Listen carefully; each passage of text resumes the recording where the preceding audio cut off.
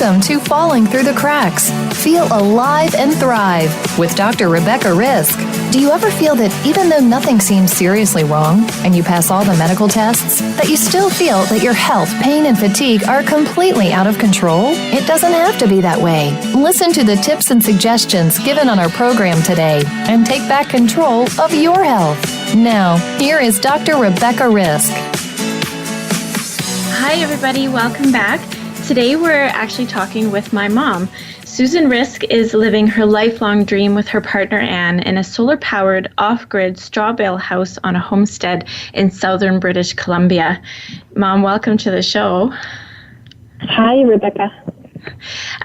So I know I'm challenging you a little bit. You and I are both introverts, and public speaking isn't our thing, even though I'm here doing this show every week.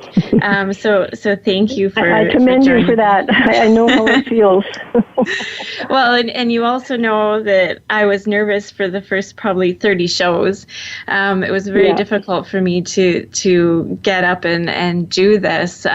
This is show number 133, so I'm a little more comfortable, but it took a long time for me to be okay with doing this. So I know how you feel, because you and I are the same. You're feeling what I felt when I started the show. I was a video producer for 30 years or so, and I was on the other side, and I totally get why people were nervous when I was shooting them with my camera. It's a scary thing. But anyway, here we are. Here we are.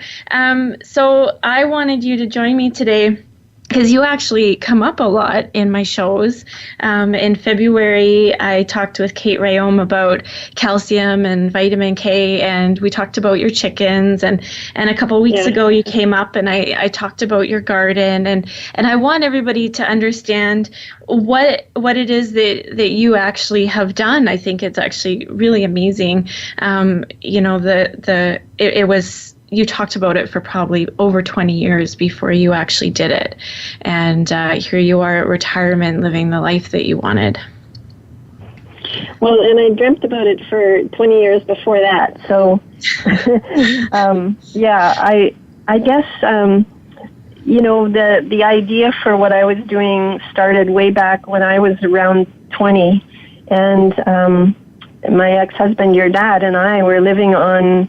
Well, we would visit every summer, move up to a rural farm that was his family's vacation spot. And we were allocated the log cabin that had been a sheep barn, and we stayed in that every summer.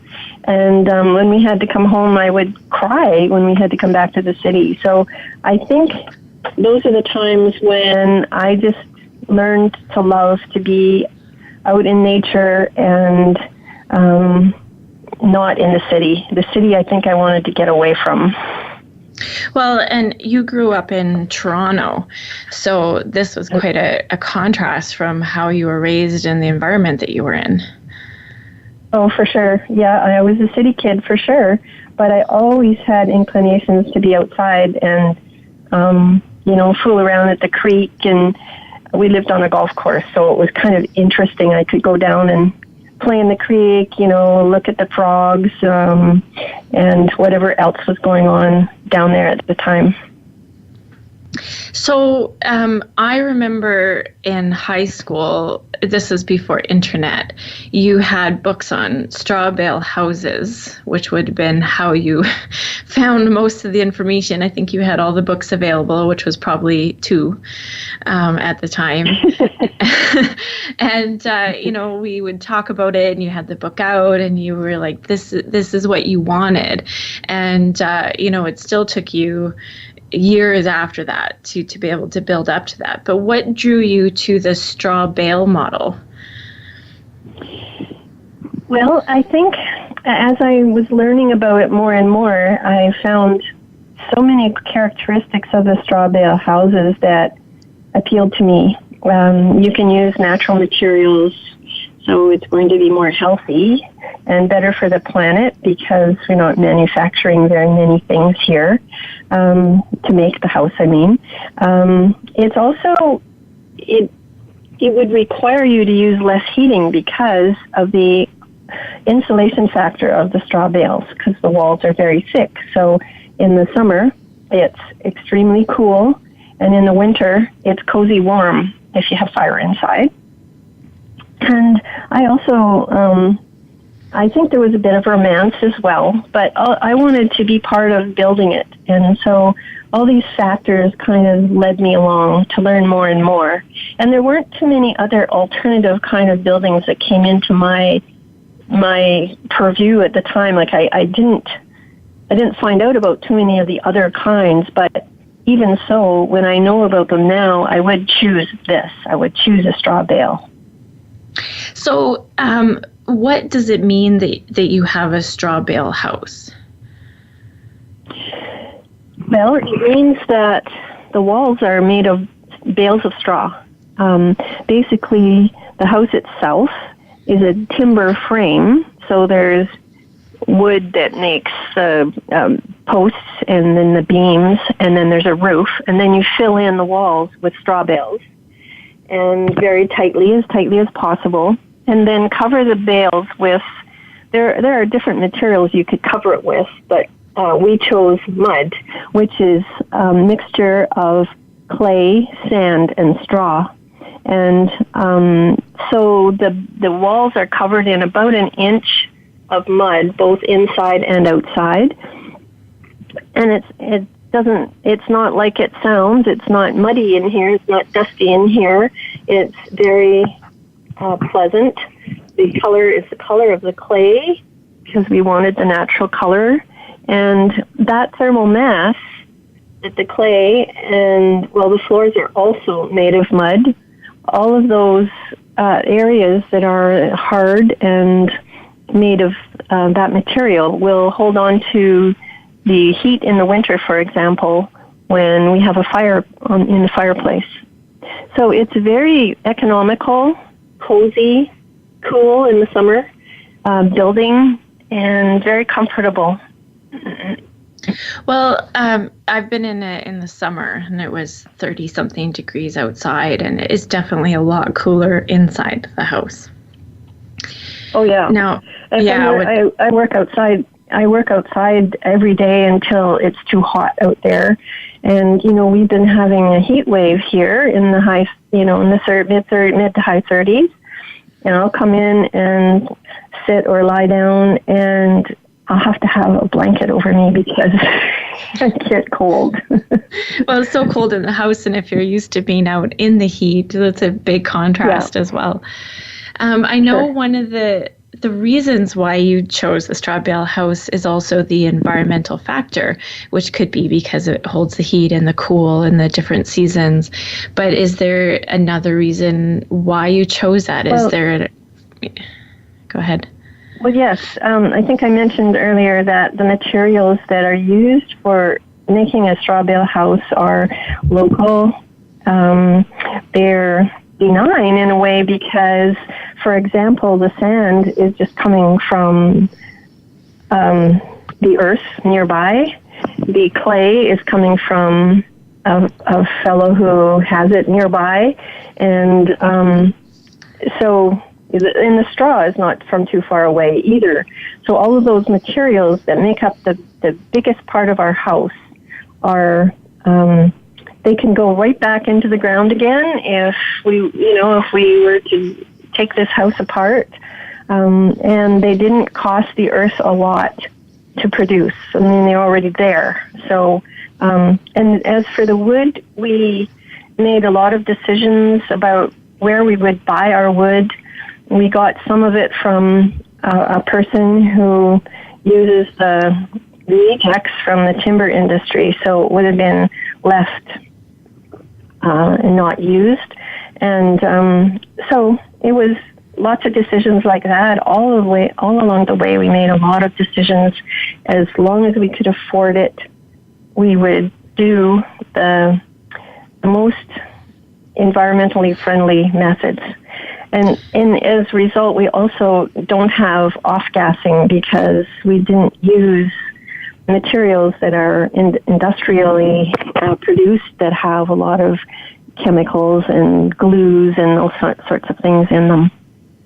Well, having the same genetics that I do, with us both being very sensitive to the chemicals, I know that would have been a driving decision for you. But I also know, having known you my whole life, that I think that one of the biggest, I mean, the chemicals are also toxic to the environment. And I know that you're driven by making choices that will help your world and your land that you're on. An example, so people understand how I was raised, it's accepted now to bring your own bag to a store, but probably 15 years before that became even a law, you and I were bringing our own bags to stores. And I was brought up that way, and I did it in my adulthood, and people thought I was crazy and said, I don't need a bag, it's okay. And people were like, are you sure? And that happens. That's happened a lot in my lifetime. And this is an example of the awareness that you had well before the awareness even became something for people to talk about. And where did that love for you come from that created such a passion? Well, I think that I was brought up also to be very frugal and not to waste. My parents were post-war. I was born right after the war, so I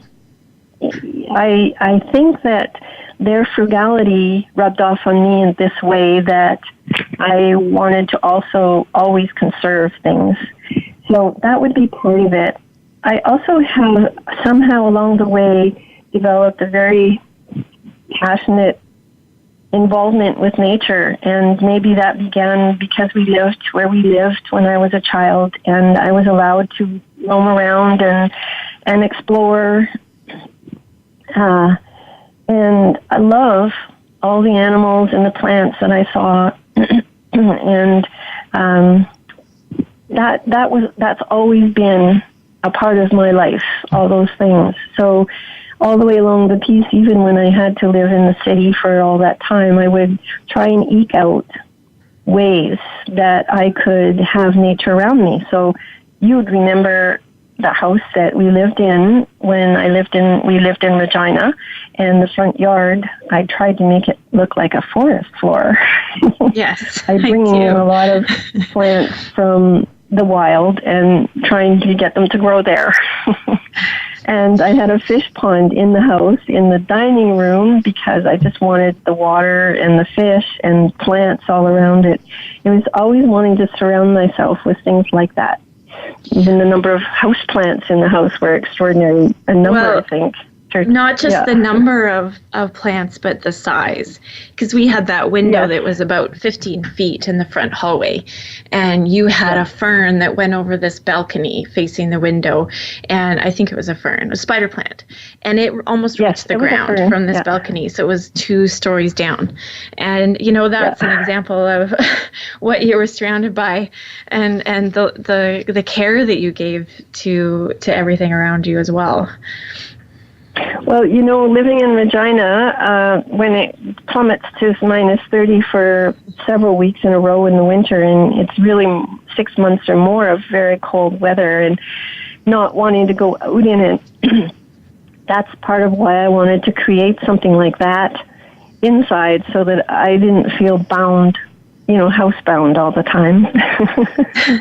Now, where I live now, the winters are very mild, and all winter I can go out and fool around outside for hours in a day, and in the summer I'm out there for 12 hours or so. Well, and so people listening know Regina is a town in our prairie provinces of Canada, and it does get very extreme temperatures, so the winters are long and cold. And now you're in BC, which is our most mild temperatures in Canada. And I know you chose that because this is how you wanted to spend your retirement, was not sitting inside for 6 months of the year, waiting out the winter, but to be able to go outside and enjoy all these things that you love. Yes, that's exactly right. We didn't want to be frozen inside in our older years. So we're trying to create an environment here now that will be easy for us to get around. We actually bought a flat place so that we didn't have to go up well, it's half flat. The other half goes up the mountain, so we do have a choice to walk up the mountain if we want to. But I think later on, always looking ahead, we'll be able to march around our yard or snowshoe or whatever in the winter and still enjoy. Which I think is a lot of the beauty of it, because we're going to talk about this after the break, but you're outside all day, and I can't get a hold of you until nighttime, which is okay. That's right. Because I know that you don't have your phone on you and you're out in nature. No. And if I want to talk to my mom, I text her and I wait and we make a plan. Because by the time you come in, I'm in bed. I know. which I commend you. I think that not a lot of people ever get to do a dream like this that you have pursued for 40 years, as you said, and you talked about for 20, and you're living this, which is amazing. Well, I have to also hand it to Anne, my partner Anne, who is a really city-centered person and who chose to come out and do this with me. It wasn't easy for her to make that decision. And I have to say that I believe that she's a lot healthier after 4 years that she's been out here than when she was working at a desk job. And she still does work remotely here, but on and off. But her health has improved, and I think she's happier. I certainly am too. I've never felt happier than when since I've been here. Which I think is amazing. When I talk to a lot of people, and I know that they don't feel that way about their job or their home or their city, and they've made a sacrifice. And I know that although Anne made that sacrifice in the beginning, I do know you're both doing way better there than in Regina, and there's more excitement in your life as well, which we're going to talk about after the break. We are going to take a quick break. We're talking with my mom today, Susan Risk, and we're just talking about her retirement plan, which is living off the land. So we'll be back shortly.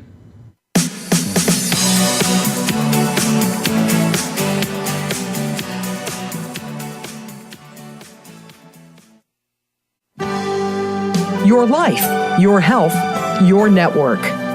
You're listening to Voice America Health and Wellness.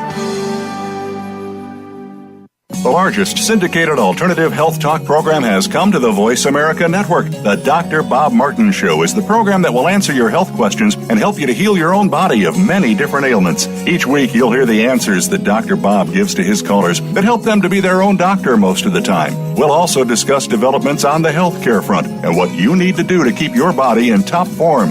The Dr. Bob Martin Show airs Wednesday mornings at 9 a.m. Eastern, 6 a.m. Pacific on Voice America Health and Wellness. The Voice America Live Events channel is here now to showcase your corporate, individual, or organization's live event. Visit voiceamerica.com/live events to see all of our past live events and find out more. Whether it's a multi-day conference, special speaker, or single-day event, we've got everything to make your event a success. We can do a few hours or a few days. For more information about taking your event to the next level, call Jeff Spinard at 480-294-6417 or email info@voiceamerica.com. Again, that's Jeff Spinard at 480-294-6417 or send us an email to info@voiceamerica.com. Voice America is where you are and where you want to be. Join us around the globe as we broadcast live from some of the most interesting events available. Don't forget to view all our live events, including on-demand access to past events that you may have missed by visiting voiceamerica.com/live events. Your life, your health, your network. You're listening to Voice America Health and Wellness.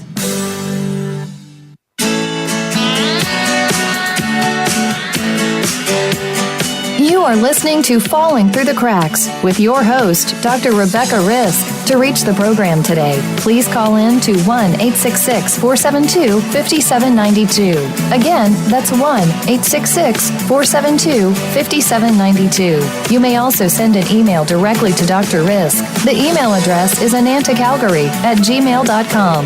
Now, back to Falling Through the Cracks. Feel alive and thrive. Hi, everybody. Welcome back. Today we are talking to my mom. She lives, Susan Risk, and she lives in southern British Columbia, living off the land. In the first break, we talked about her straw bale house. Mom, I want to talk about one thing. I was raised this way, which I think and I know is very different. You always taught me how to take care of my home or doing certain things. So you taught me how to change a tire. You made sure that all of us kids, because I have two siblings as well, that we all had tools and we could do all those things ourselves. You made sure of that. And you also did all of that. And I know with this house, maybe you can tell us, you did a lot of preparation, you took courses, and then you were in there doing a lot of it. So can you tell us about some of that? Yeah, I think it's pretty funny that, I do remember every Christmas giving all of you kids tools to put in the toolbox that I would have given you years before that. And I have no idea if any of you still have them. I know I had to renew them a few times because they probably got lost when you moved or whatever, or partners would take them and not put them back or whatever. But yes, I think being self-sufficient and knowing how to fix things is really important for anybody, and especially for women who may find themselves alone and needing to be able to look after themselves. So, yeah, that's why I did all that. And I learned them all sort of by myself the hard way, so I just thought I'd start you guys off that way. But as far as building the house goes, I had been a very strong member as a technical person in a group, a nationwide group in Canada called Women in Trades and Technology Operations and Blue Collar Work. And because of my video work, I was a member there, and we would do a lot of workshops for women, teaching how to do all those kind of tasks around the house, like changing screens and fixing toilets and various other things. And I learned a lot from those women, and I know I always, even before that, had a propensity and a love of tools, and I wanted to be a big part of the building of this home. I would have done it all myself if I could have, but I didn't have those skills. So we were able to find a young man who was a builder of alternative houses, and he lived right in our community. It's a very small community. He had just built his mom's house here, and he's like a saint. Right? He was so patient with me because he didn't really teach me by saying anything. He just said, do this, and I learned how to do it. So I learned a lot of carpentry. I did a lot of Joe jobs, but the biggest thing that I did on this house was, besides the physical labor of digging and all that, was I placed every grain of sand in the mud and mudded the walls inside and outside and mudded the floors, which is an incredible amount of mud that I made. And so I feel very fulfilled, I think. I also saved us thousands and thousands of dollars.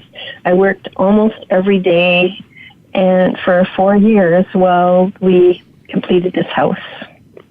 Well, I remember you told me once that it didn't matter to you how long it took to build this house because you loved doing it so much.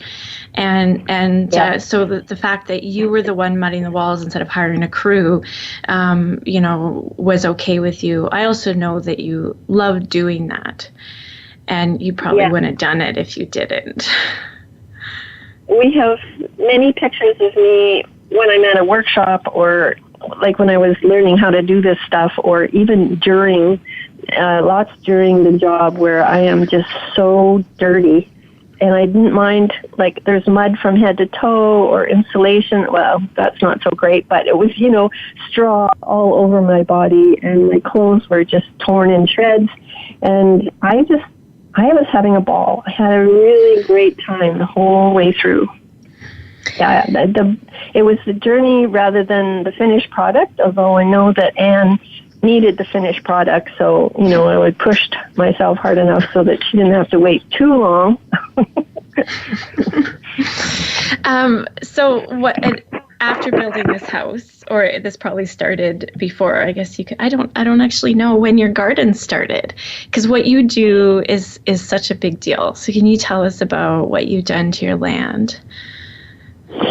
Well, we bought our land in 2008, and we took the first couple of years to just observe. So I would come at different times of the year, spend the summer. Anne wasn't always here when I was, because she had a full-time job, and I had pretty much semi-retired or retired by then. So in 2010, I started developing gardens. A small garden at first, and then it got bigger and bigger, and it's still kind of growing. In 2012, so that's about 4 years after we bought our land, I built a cabin, and it was about 360 square feet. And I did that just so that I could prove that I had the skills to build our house. And we made lots of decisions in the cabin that based on experimentation. And then in 2013, we built the house. Started to anyway, and it was 4 years. So during all that time, I was building gardens because I had to eat, and we had met some pretty good friends here who helped me out with food too, because they were actually gardeners before they came here, and they had plenty and would always share with me, and I'm so thankful for that. So gardens were pretty important, but there was something missing. Even with the gardens going, I felt that there was another element that I needed, and that was the help of animals. So last year we got some chickens, and they have made such a difference to the gardens, from their pooping and scratching and so that now the garden is so much more productive.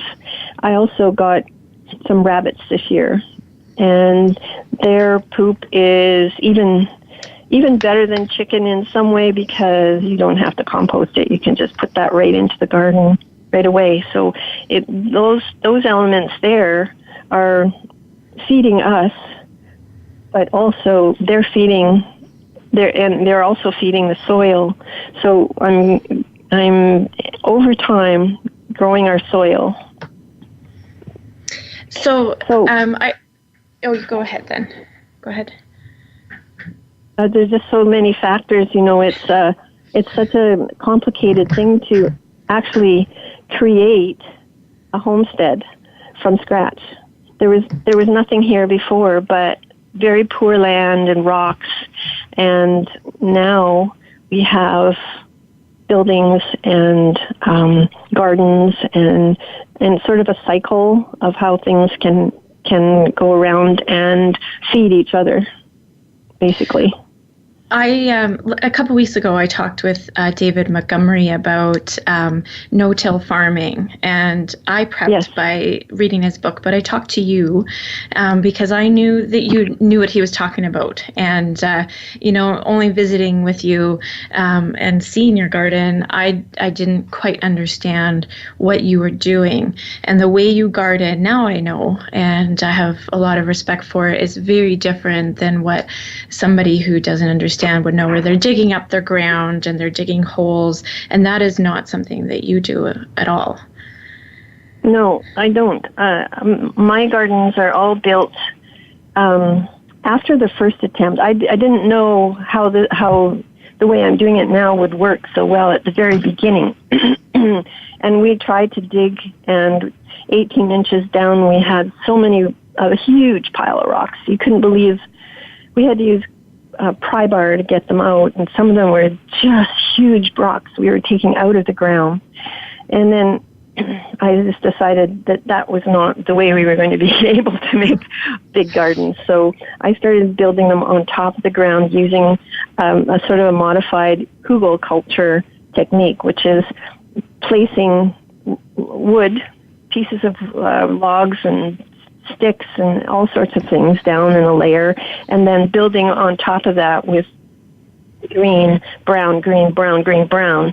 And then you can actually plant in there, and those things break down and compost over time. The wood holds on to water and over time decays and becomes a source of food later on in the process. But in the meantime, in our drought season, we have all this soggy wood underneath that is composting over time, and it's holding, so the roots go down and they can get some water. It's amazing. And so I've tried various ways of doing that. Some was with logs, some was with newspapers. Someone gave me a whole garage full of newspapers, and I just lined them all up about a foot high and used that as the wood component. And another way was with wood chips, and I put a foot of wood chips. And 2 years later, if you looked at the bottom of that pile, or it's not a pile, it's a whole field full, you would see soil underneath there. And so now I'm planting our fruit bushes in there, and it's mulch and it's soil. So it's just amazing. If you don't touch... I understand this more by interviewing David and his wife Anne Biclay, which was last week, what I understand that what you're doing is basically feeding the soil instead of it drying out and needing pesticides, which I'd never thought of it that way before. So what they talked about was very beautiful. Of this is how we keep healthy soil, and it's the same as our microbiome in our bodies, which I understand more looking at the health side. So I know with you wanting to take care of your world, you're feeding the earth that's then feeding you, which is a very beautiful concept. That and I understand also it's easier to do that because it's less gardening. You don't have to dig it up and spray it and do all that. Yeah. Well, you wouldn't want to dig up someone else's home, which is, what you're doing, as I know those folks said. But also, like, the worms create channels down there for themselves, and all the other little buggies that are down there, they don't want to be disturbed. And once you disturb them, as you've learned, then they have to readapt. So it takes all that time, and it doesn't really produce it for growing the soil. Yeah, you're right. So I pretty much put mulch on, and then on top, and I plant through the mulch, and then the mulch breaks down. I put more mulch on, and poop and different things. So that's how it works, and it really does work. And I think the word that's used with this, what you do, you use the word permaculture a lot. Yeah. And I learned that word when I was doing some of my prep work for what our life might be like in the future. So I went to a university class and audited. It was environmental justice, and I came across the word permaculture, and I hadn't heard of it before. I looked it up, and I thought, geez, I'd really like to learn about that.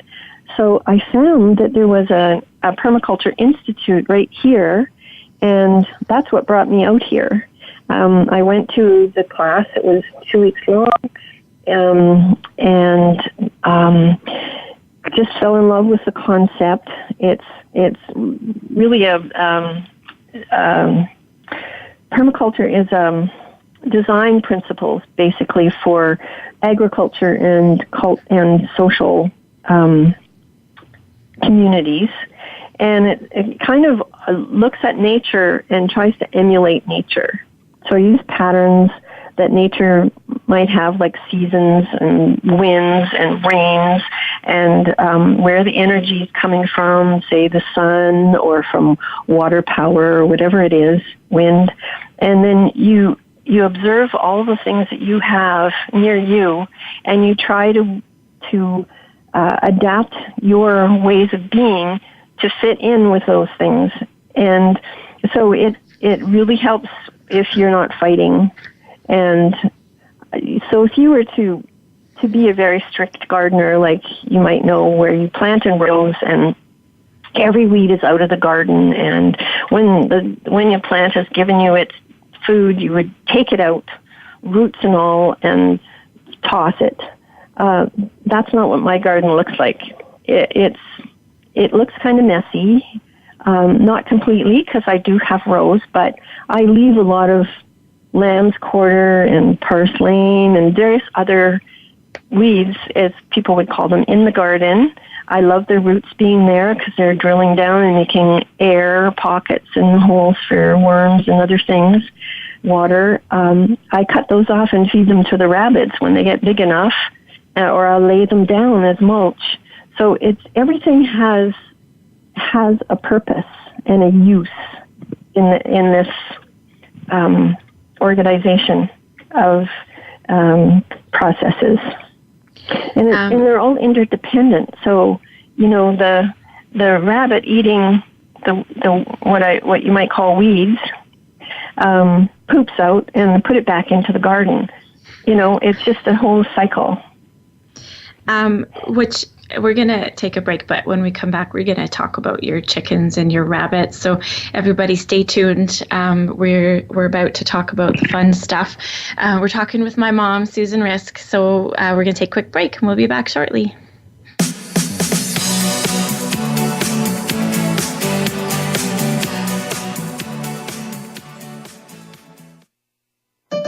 Opinions, options, answers. You're listening to Voice America Health and Wellness. Take us on the go. It's even easier now. The Voice America Talk Radio Network has a mobile app for iOS, Android, or Amazon Kindle. Visit the Apple App Store, Amazon, or Google Play to download the app powered by Aircast. It's free and no registration is necessary. In minutes, you could be enjoying your favorite Voice America Talk Radio host no matter where you are, in the car, out and about, while traveling, or anytime you can't be close to your computer. Catch up on the archives you've missed or discover new shows on the spot. Search Voice America at your favorite app store. What causes us to be sick? We're not talking about the actual illness or the scientific cause of illnesses. We're talking about your body and health. Listen for the healing whisper of return to peace. Each week, host Dr. Marianne Chase shows you how to listen to your heart to identify poor health, stress, and disease. You'll learn how to heal energetically and spiritually, as well as physically. It's time to depend less on the drugs and more on the heart. The Healing Whisper airs live every Friday at 11 a.m. Eastern Time, 8 a.m. Pacific on Voice America Health and Wellness. Follow the Voice America Talk Radio Network on Twitter. We're at Voice America TRN. You'll get the latest fix on what's happening with our shows, this week's featured guests, and general happenings that you should know about at the Voice America Talk Radio Network. Now you don't have to miss anything when you're away from your home or office. Just go to twitter.com/Voice America TRN or follow along with us at Voice America TRN. The Voice America Talk Radio Network. We're on the cutting edge of social media. Can you keep up? Opinions, options, answers. You're listening to Voice America Health and Wellness.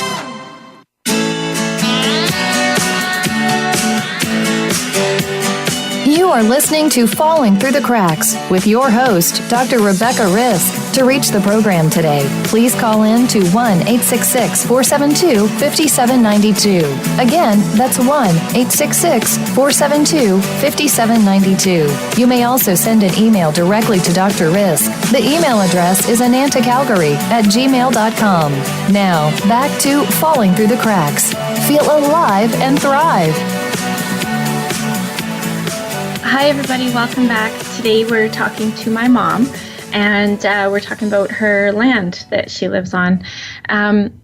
Mom, can you tell us about your chickens? Well, they are a really wonderful animal, and I learned to respect them so much. Every one of them has a different character. They respond to, if you spend time with them, they respond to you with, a pretty funny way. It's their funny ways.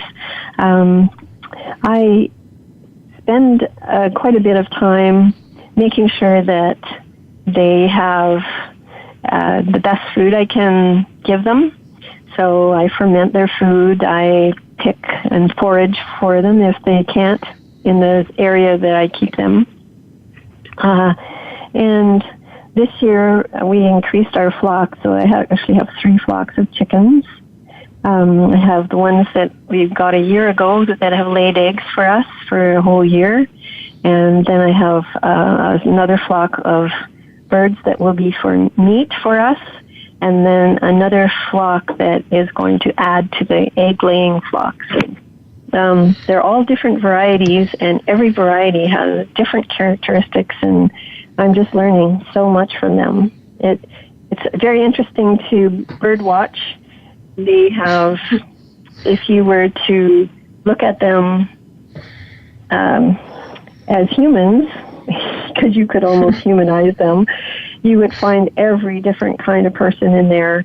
And you also you find a lot of violence, and you find what the pecking order is all about. And so many words that we have in our vocabulary, like being cooped up or being henpecked, or so many of those phrases come from these animals that have lived with humans for centuries and centuries and centuries, and been very useful and helpful to us. Well, so when you got these chickens, I didn't think that you were going to be able to follow through, because I think you got 20 or something last year, and to start, but you don't know the sex, and you can only keep one male. And the way I was raised by you was that animals are part of our family, because we had a dog that had a behavior issue, and we couldn't put her down, although other people may have, because we loved her and she was part of our family. So I was raised that, this was what we did to support part of the family. And then you get these chickens.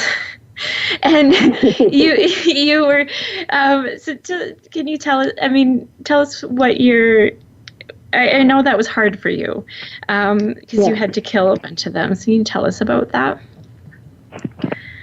Yeah, this isn't the first time in my life that I have been through this, but I have always believed that if I'm going to eat meat, that I should have some responsibility for their life and their death. And that I'm not saying this is for everyone, but I first of all can't eat a lot of the meat that I can buy in the store. And I also don't agree with the methods with which they are grown and killed. So one of my best options, if I'm going to eat meat, and I do eat meat, and I'm probably going to continue to eat meat for my life because I've tried not to, and I don't feel that well. So my option is to grow them myself, feed them as well as I can, and then help them with their death and thank them. It sounds like a cliche, but I really am very thankful for what they give to us here on our homestead. I'm very uncomfortable with killing them, and it took me a lot of years to come to the conclusion that I would do this again. We tried it when we were living in that log cabin, and it just wasn't a great experience, but I have learned how to do it a little better, and I watched others do it. I interviewed a lot of the farmer people who are here in this rural area where we live. I witnessed what they went through and questioned how they felt. And everyone feels bad when they have to do this. It's not a good day for humans. But I helped someone who actually kills them for other people, and I saw how she did it so quickly and without a lot of disturbance. And I soul searched and decided that this is what I would do. So, yes, these chickens are here for our food. Otherwise, there would be chickens from some other awful place eating food that isn't very good for them. So I'm just hoping that in the scheme of things that I'm doing the responsible thing as far as they are concerned. Well, and first, I know how spoiled those chickens are. I've seen your trays of wheatgrass, and I talked about it on my show with Kate Rayon. And we know that your eggs are actually the way eggs are supposed to be, because your chickens are fed the way they're supposed to be. They're grass fed, and the eggs are full of vitamin K, which is something that's missing. So although, you know, especially for city folk, and it can seem strange what you're doing. I know with doing 133 interviews about not only our health, but this year I've wanted to focus on our environment and how that's impacting our health, because that is one of the biggest things. People ask me, why is food suddenly an issue? Why, you know, was my grandmother or my mother able to eat things that now I can't, and my children can't, and my friends' children's can't? I know that it's what we're doing to the food. And it's not just, you know, in that conversation I had with David Montgomery about how food is being grown, but also how our animals are being raised. So what you're doing is what is supposed to be done, in my opinion, from all those interviews and the research and conversations with specialists, is chickens are supposed to be raised being spoiled and grass-fed and loved, I'm sure. Yeah. Well, I think that they do appreciate all the things that I try to do for them, and there aren't too many people who ferment their food, although it's not hard. And I know that, you know, if I don't have to give them soy, I can make sure that they have the kinds of foods that would make a healthy animal without things that have GMO or pesticides or anything else. I can feed them organic. I can feed them a lot of greens that I can collect from the land or have them forage for themselves. It's just, I guess, managing them in such a way that, they're healthy and basically happy until the very last second. They don't even realize what's going to happen. And it's basically my emotions that are the bad thing that day. Well, and I think if you didn't have those emotions, you know, I think you wouldn't be human, or, you know, you'd be... I think it's normal to feel that way. And like you said, you talked to all the farmers, and I love that the word you used was interview. So to remind everybody that you used to be a video producer, and you made documentaries.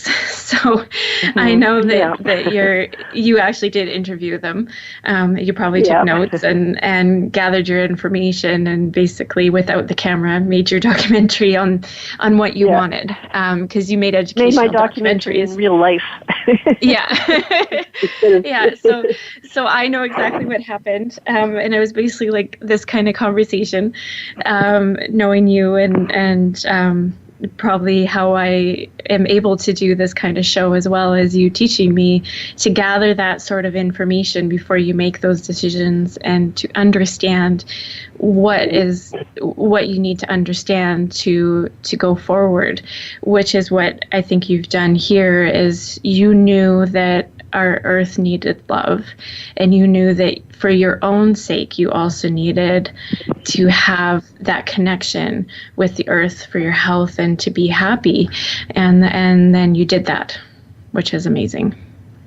Yeah, the connection to the earth, I've heard psychologists say that if you actually have your hands in the dirt, you have fewer, less chance of being depressed.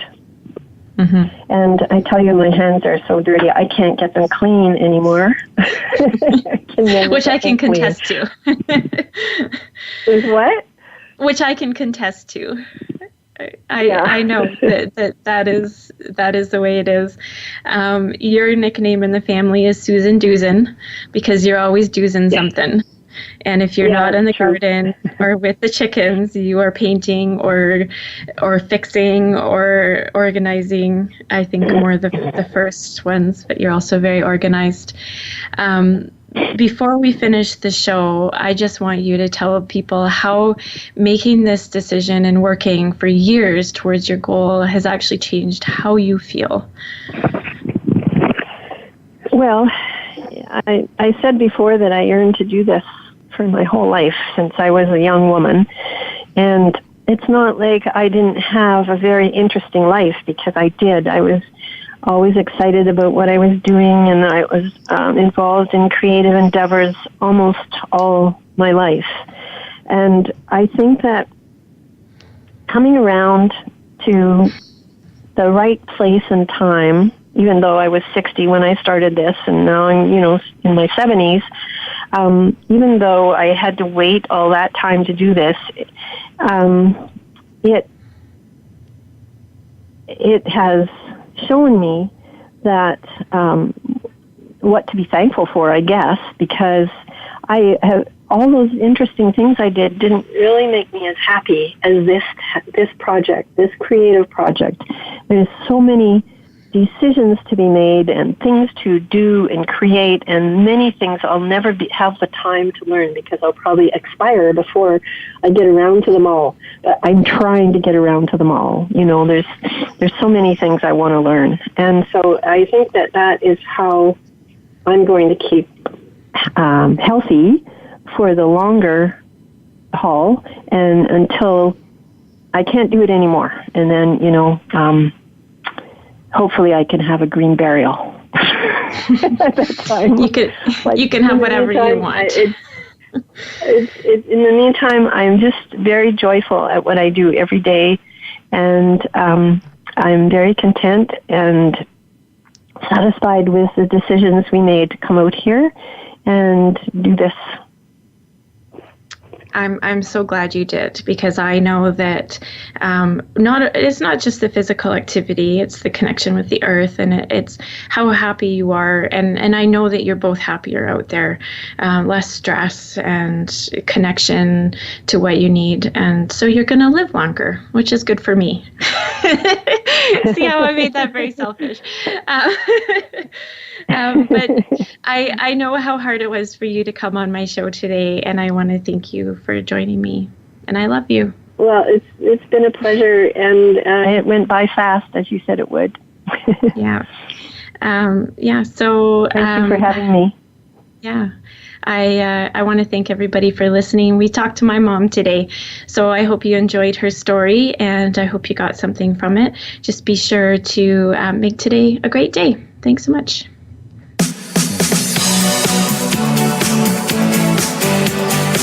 Thank you for tuning in to this week's edition of Falling Through the Cracks. Feel alive and thrive. Please join Dr. Rebecca Risk again next Monday at noon Eastern Time and 9 a.m. Pacific Time on the Voice America Health and Wellness Channel. We'll talk more next week.